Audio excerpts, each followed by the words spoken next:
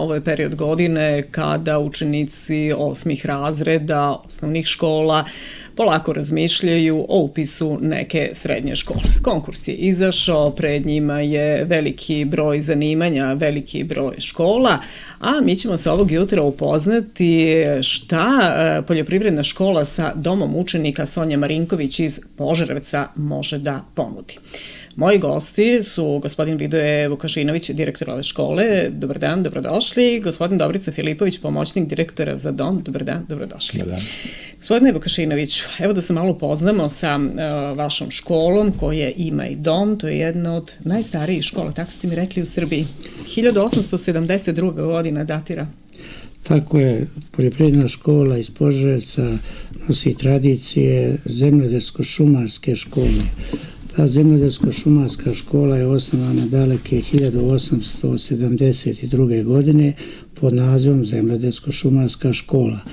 I u to vrijeme to obrazovanje je trajalo 4 godine. Mi nećemo uopšte pogriješiti ako kažemo da je to preteča današnjeg poljoprivrednog fakulteta i šumarskog fakulteta, jer u to vrijeme nije bilo većeg stepena obrazovanja kadrova iz oblasti poljoprivrede i šumarstva od tog obrazovanja. Te diplome su bile nostrifikovane i u inostranstvu, znači u Beču. I još jedan podatak koji je interesantan, prvi profesor te škole je bio doktor nauka, doktor Đorđe Radić, i to je prvi srpski doktor nauka iz oblasti poljoprivrede.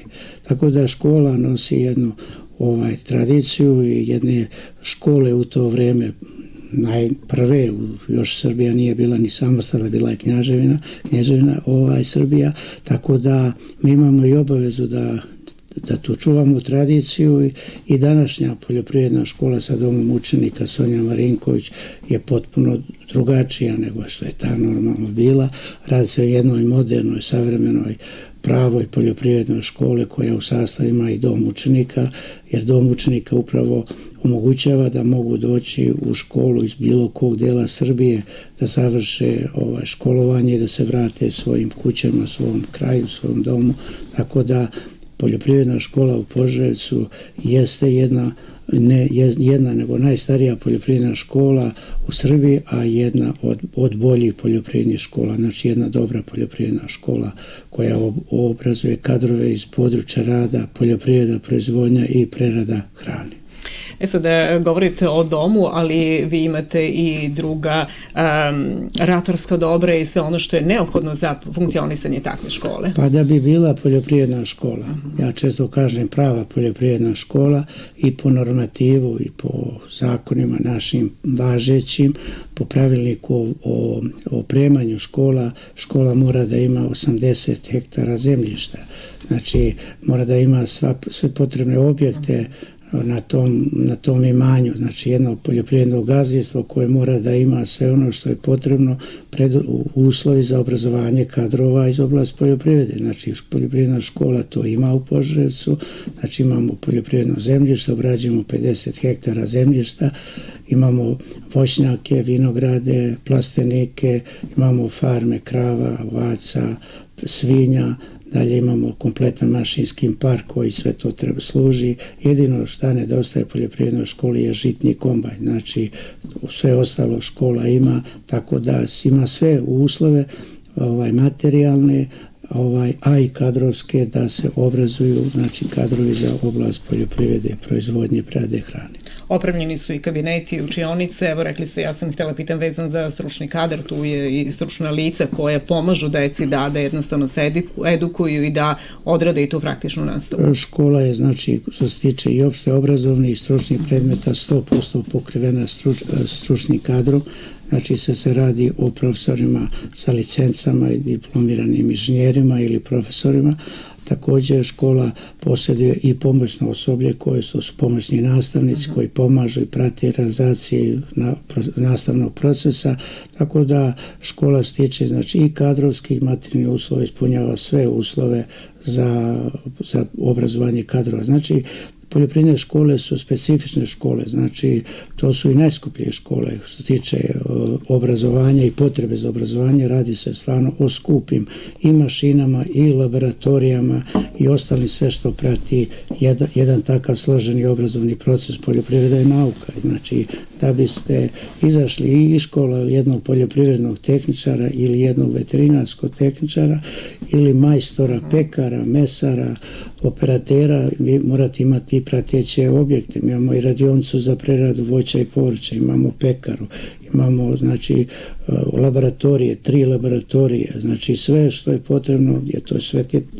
svi ti preduslovi morate ispuniti da bi izašao na kraju obrazovan i spreman kadar da li da on posle radi privatno kod sebe ili će se zaposliti kod poslodavca, vrat na svoje imanje, ali on ako ne izađe sa znanjem, onda zašto je išao u školu? Gospodine Filipović, evo, vaša škola zapravo je i škola sa domom učenika. Vi ste pomoćnik direktora za dom, pa da se malo upoznamo sa domom. U toku je rekonstrukcija, odnosno dogradnja objekta za prihvat većeg broja đaka. Roditelji, čini mi se, kada upišu svoje dete u dom, ne treba da brinu.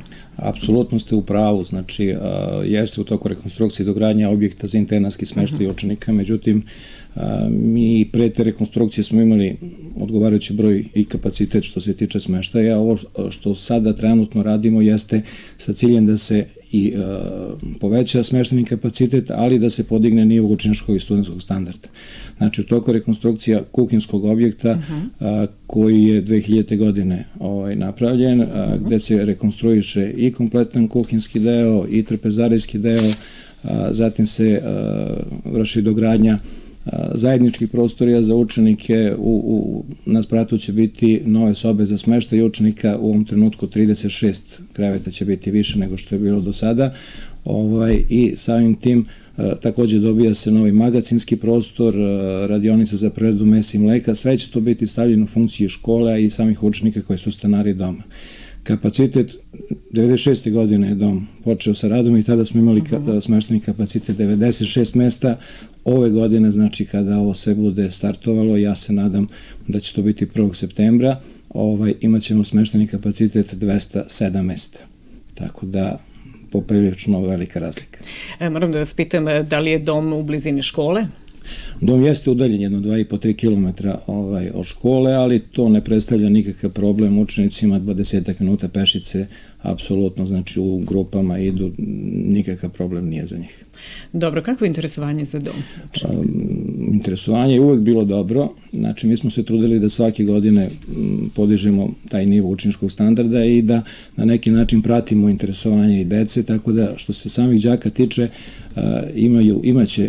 imaće još bolji, znači smeštaj. Hrana je po normativima Ministarstva prosvete veoma raznovrsna, imaju 3 obroka, znači svaki put imaju izbor 2 ili 3 jela, imaju sportske terene, teretanu, znači sve je zastupljeno, njihovo je samo da uče. Tako da interesovanje je uvek bilo dobro, ja se nadam da posle ovoga će biti još veće. Evo malo da kažemo i o samoj rekonstrukciji ovog doma. Ko finansira i koje je vrednost tih radova? Evo, čuli smo, očekujete da će dom biti spreman za početak naredne školske godine. Pa mi smo i projekat uradili sa željom da zaokružimo tu našu celinu dom i taj projekat je urađen pre 4 godine. Imali smo sreću da je baš ove godine to da se realizovati, raspisan je tender, radovi su uveliko odmakli, tako da se radi o jednoj investiciji koju Ministarstvo prosvete finansira preko Centralne Evropske banke. U vrednost radova je sa opremanjem oko 110 miliona dinara. Znači radi se o jednom stvarno impozantnom objektu, u postojeći kuhinja i restoran koji smo imali i na spratu sobe, to se rekonstruiše i sa tim spajanjem dobija se 2200 kvadrata novog zajedničkog prostora sa tim prethodnim i ovim. Dobija se jedna velika multifunkcionalna sala sa svim pratećim sadržajima. Na spratu tog objekta dobijaju se sobe nove, sad znači 40 novih mjesta, sobe će biti sa najvećim standardom učeničkom koji može biti, to su trokrevetne sobe sa modernim namještajem, sa normalno svakog hvatlo, televizor, pristup interneta, dobija se proširenje restorana i dobija se proširenje kuhinskog bloka gdje će se pored, znači kompletno se kuhinja rekonstruiše u skladu sa najsavremenijim standardima, HACCP standardom, dobijaju se hladnjače, magacinski prostori posebno za voće, povrće i što će biti ovako jedna velika stvar, dobiju se 2 bloka u okviru kuhinje koji će jedan biti za preradu mesa, a jedan za preradu mlijeka i tu u tom bloku to će biti radionice u kojima će se prerađivati meso sa svim mašinama koje su potrebne da bi se dobili proizvodi koje će učenici normalno konzumirati, to su višle, kobasice, salame, meso, mleveno i sve ostalo što može da se preradi tu i u drugom tom bloku prerada mlijeka. Tako da će učenici obrazovnog profila, pekari i prehrambeni deo moći tu da realizuju praktičnu nastavu i oni koji se upišu za obrazovni profil mesar, oni će moći tu da obavljaju praktičnu nastavu, a ako su stanari doma, normalno da će im konzumirati svoje proizvode, isto tako mlijeko, proizvodit će se jogurti, sirovi, kajmaci i sve ono što se dobije od mlijeka. A i dobra priča da sve te proizvode iz primarnog dela proizvodimo na školskoj ekonomiji, tako da će mlijeko od krava koje se proizvode na školskoj ekonomiji prerađivati u školskoj radionici u domu i onda dole učenici koji su u proizvodnji, koji uče da proizvode mlijeko, koji su na farmi krava, koji rade poljoprivredni tehničari, veterinarski, a stanari su doma, njihove kolege iz prehrambenog dela će to preraditi, obučiti se, a onda će u okviru svojih obroka konzumirati te proizvode. Znači jedna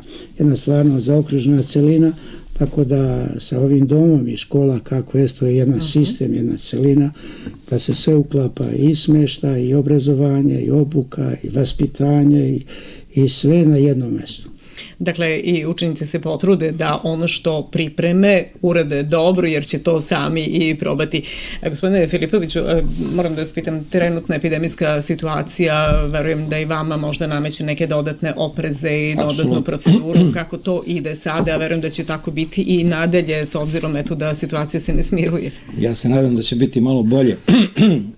Što se tiče te situacije, postoji procedura, naravno, u ovom slučaju takođe je kapacitet doma pola, odnosno one nedelje kada su deca na online, ona nisu u domu, sledeće nedelje dolaze, tako da faktički u ovom trenutku 50% kapaciteta je u domu u jednom trenutku.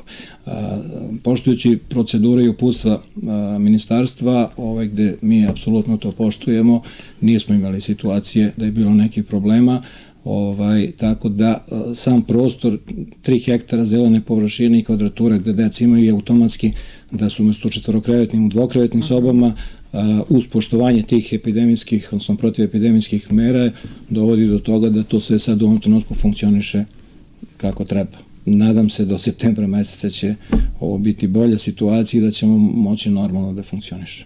Sad malo da se upoznamo sa onim što planirate da upišete za narednu školsku godinu. Plan je 150 učenika, 7 obrazovnih profila, 3-godišnje, 4-godišnje obrazovanje, pa da krenemo redom. Kada su u pitanju obrazovanje 4-godišnjih đaka. Pa mi imamo dobar plan upisa, stvarno smo se i potrudili da predložimo dobar plan upisa, mislimo da je realan, da je ostvariv, da će se ispuniti. Ministarstvo prosvete je prihvatilo ovaj naš plan upisa i ja bi krenuo ako se slažete da prvo krenemo o dualnim profilima.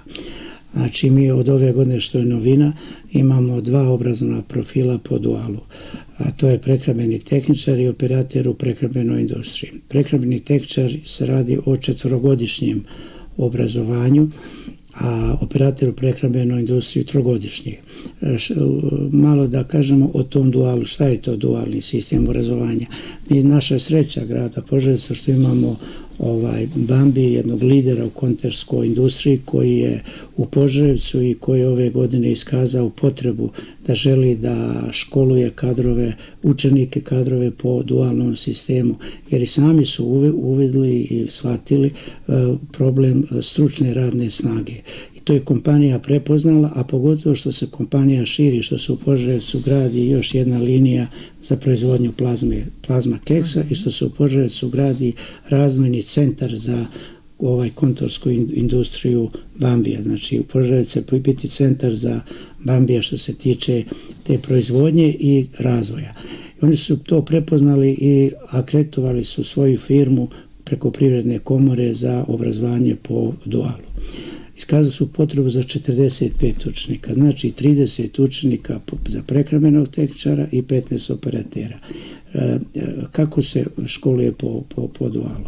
Učenici teoretsku nastavu i vežbe obavljaju u školi, a praktičnu nastavu u fabrici.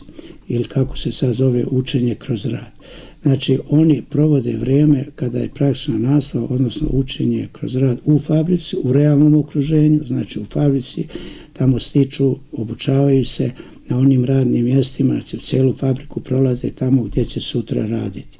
U školi se znači obrazuju za teoretske predmete i vežbe. Posle završenog školovanja oni dobijaju diplomu prehrambenog tehničara koja nikakve razlike nema od školskog sistema prehrambenih tehničara što se tiče dalje školovanja, znači to je diploma 4-godišnja koja omogućava dalje školovanje, upisivanje bilo kog fakulteta, a ako žele da rade i ako žele da ostanu u fabrici, normalno, pošto je u fabrici potrebna stručna radna snaga, oni mogu da rade.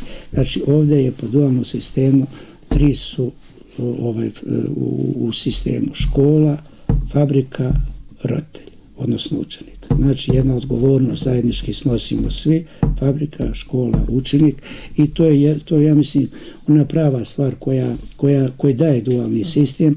Znači gdje idem u školu, zbog čega idem u školu, zbog čega ja upisujem neku školu. Kad nekog pitate pa zbog čega ideš u školu, pa normalno da bi je završio i da bi sutra radio.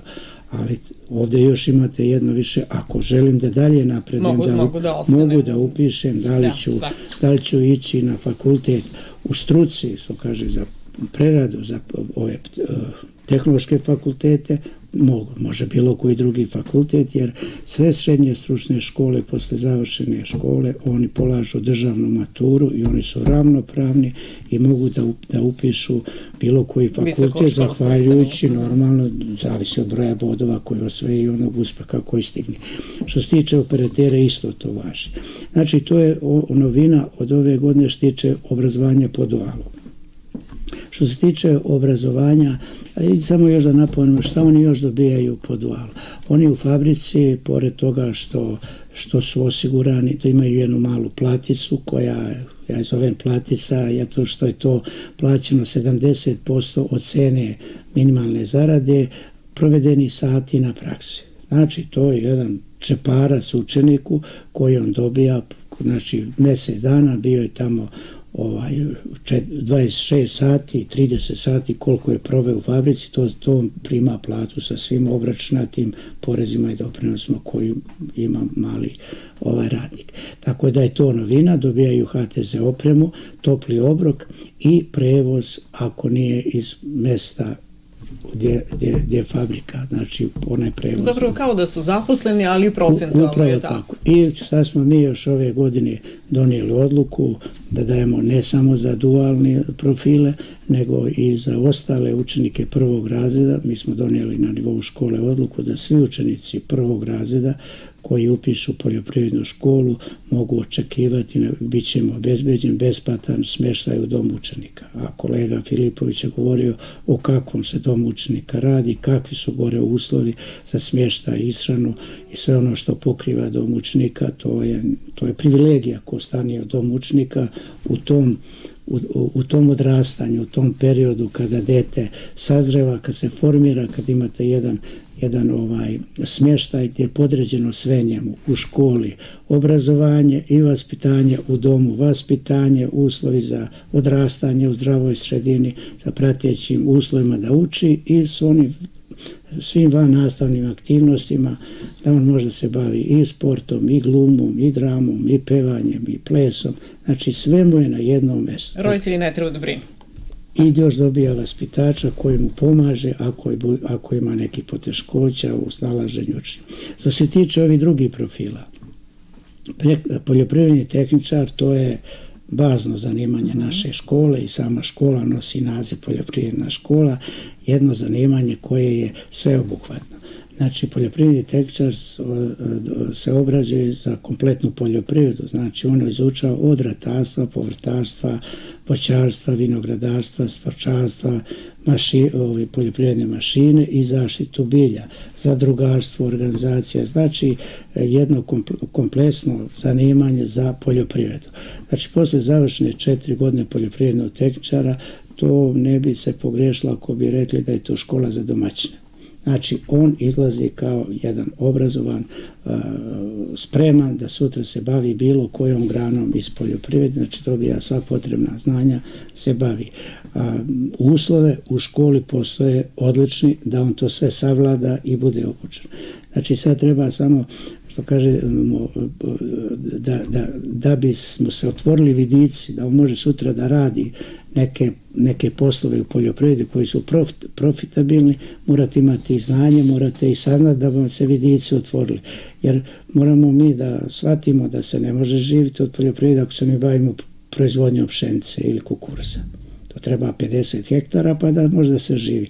A već ako se bavimo intenzivnom proizvodnjom, da li je to cvećarstvo, da li je to voćarstvo, da li je vinogradarstvo, da li je proizvodnja povrća u zaštićenom, otvornom, već se tu stvaraju druge priče i drugi preduslovi. A to se može raditi ako znate. Ako ne znate, vi ne možete raditi ništa.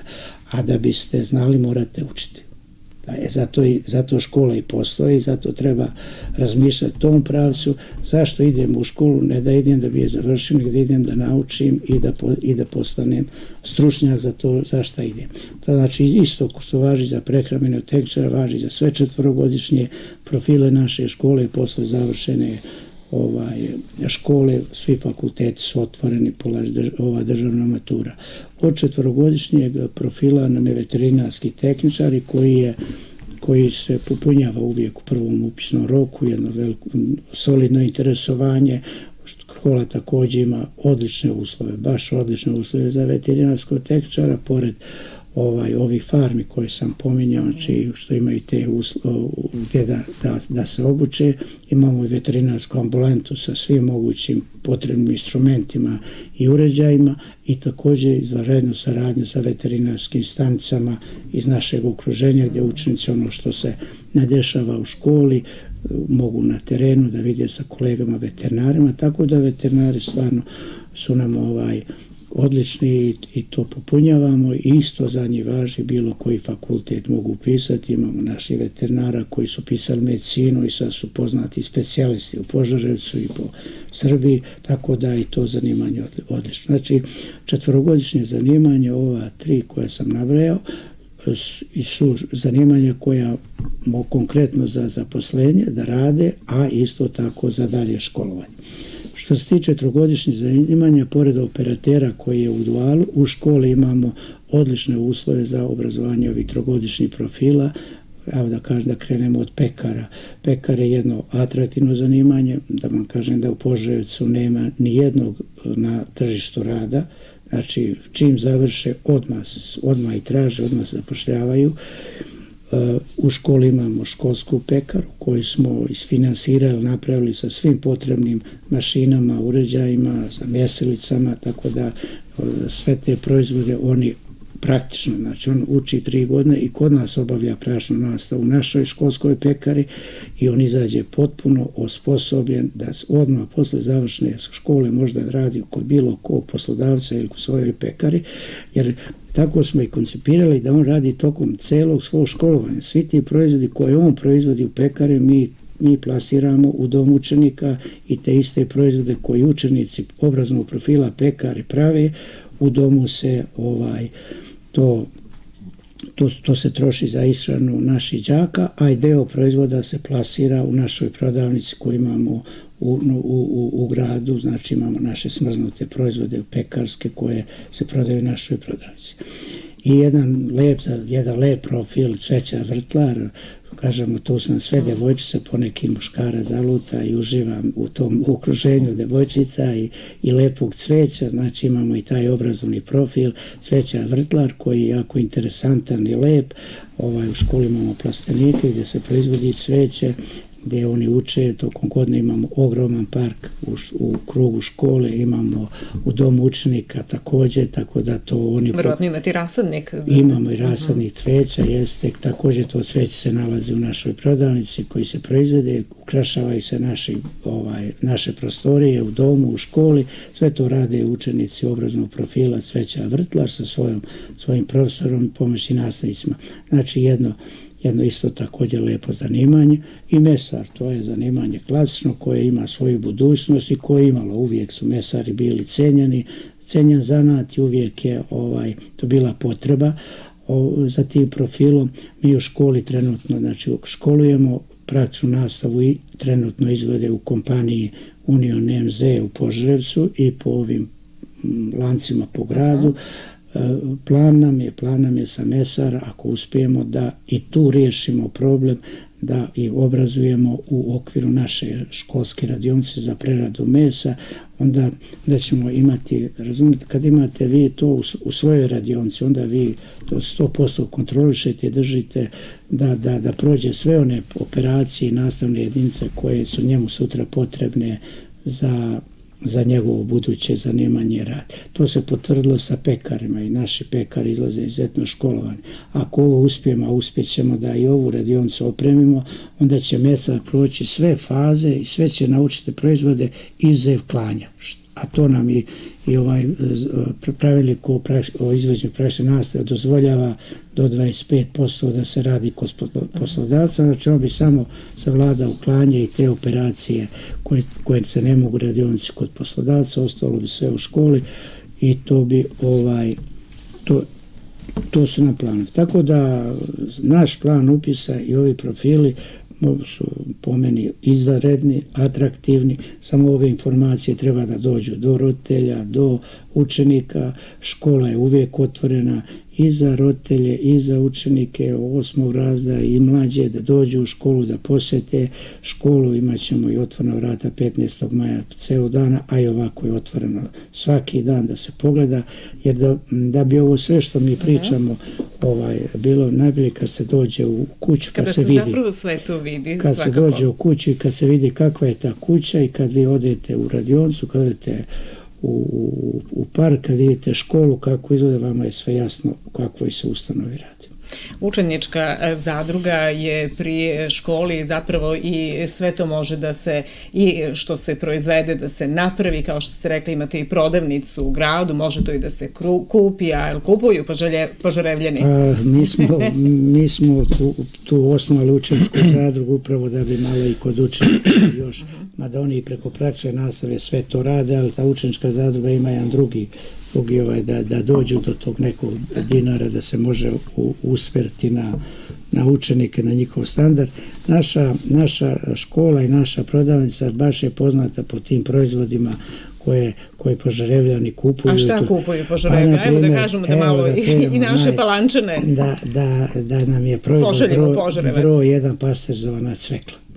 Znači pasterizovana cvekla, dalje džemovi, od šljiva, od kajsija, paradajz je hit u Požarevcu, flaširani pasterizovani paradajz, dalje imamo sok od aronije, matični sok od aronije, to je lek, to nije sok, to se pije A sve je to proizvedeno sa vaših polja, je li tako i u vašim radionicama? Tako, i to je isto što je jako važno, da se mi trudimo i to nam je pravilo, da se to sve proizvodi bez konzervansa, bez bilo dodavanja bilo kakvih aditiva, znači sve prirodno i pasterizovano, kao što su radile naše bake, znači ta tradicionalna tehnologija najbezbednija se primjenjuje u školi, tako se đaci uče, tako se obrazuje, znači to nije industrijska proizvodnja, znači to je proizvodnja u našoj radionici koja se radi baš po tom standardu kvaliteta, znači poštovanje HACCP-a, ali bez primjene bilo kakvih dodataka, hemije, konzervanasa, nego čista pasterizacija. Gospodine Filipović, odakle vam dolaze deca u dom? Dakle, jednostavno, oni koji konkurišu, verovatno oni koji su van Požarevca, uglavnom su to deca. I šta kažu? Pa najviše dolaze naravno iz Braničevskog regiona, zastupljen je naravno i podunavski. Jednostavno, što se tiče smeštaja ishrane, to je na jednom izuzetno visokom nivou. Mislim da u ovom trenutku i shvataju i ne shvataju, ali tek se vidi kad za jedno 5, 6, 10 godina dođu ponovo da obiđu dom, tek onda se te misli pojavi i onda kažu da je bilo fenomenalno boraviti u domu. Znači, oni imaju maltene isprogramiran boravak u tom domu. Ono što dotakli smo se smeštaja ishrane koji su bitni elementi funkcionisanja doma učenika, ali po meni još bitnija stvar je taj vaspitni rad. Naš dom ima 7 vaspitača i stručnog saradnika psihologa, imamo 24-časovno dežurstvo što se tiče vaspitača. Svaki vaspitač ima svoju vaspitnu grupu od 22 do 25 učenika i on tu grupu prati 24 sata. Znači, ne postoji trenutak, u svakom trenutku učenici mogu da ga ili pozovu telefonom ako nije dežuran, a naravno postoji dežurni vaspitač. Tako da, bukvalno utičemo na formiranje njihove ličnosti, pomažemo im da završe školske obaveze i bilo kakav problem da imaju, vaspitači su tu za njih, znači u bilo kom trenutku. Takođe i dodatno obezbeđenje funkcioniše, znači poseban akcenat se stavlja na bezbednost učenika, tako da roditelji mogu da budu spokojni, znači onog momenta kad dođe u našu školu, kada se useli u dom učenika, svi segmenti su zastupljeni, i smeštaj, i hrana, i vaspitni rad, i bezbednost. Evo, za narednu generaciju učenika prvog razreda dom će biti besplatan, a što se ostalih tiče, možemo da znamo cenu koje je i smeštaja? Cena za smeštaja i ishrane, odnosno boravak u domu je 5.358 dinara za mesec dana. Znači, sve o čemu smo pričali, roditelj plaća, to je doduše beneficirana cena, 75% dotira ministarstvo, a roditelji plaćaju, znači, 5.358 dinara. To je bukvalno sve obuhvaćeno sa time. Gospodine Vukašinoviću, evo moram da vas pitam, kad završe učenici vašu školu, gde odlaze? Imate verovatno i statistiku koji fakulteti se i visokoškolske ustanove upisuju. Eto, znači, mogućnost, rekli ste malo čas, mogu na bilo koji fakultet i ovi koji završe veterinu upisuju medicinu, ali eto, koji su uglavnom, koji fakulteti preferiraju? Pratimo to redovno gde nam odlaze đaci i da ne poverujete da biste se iznenadili da imamo učenika koji su pisali engleski jezik, srpski jezik, književnost, poljoprivredni normalno, veterinu, poljoprivredni prehrambeni smjer, medicinu, DIF, tako da policijsku akademiju, tako da imamo na svim fakultetima naših đaka koji su završili srednju školu i što je dobro, što završavaju.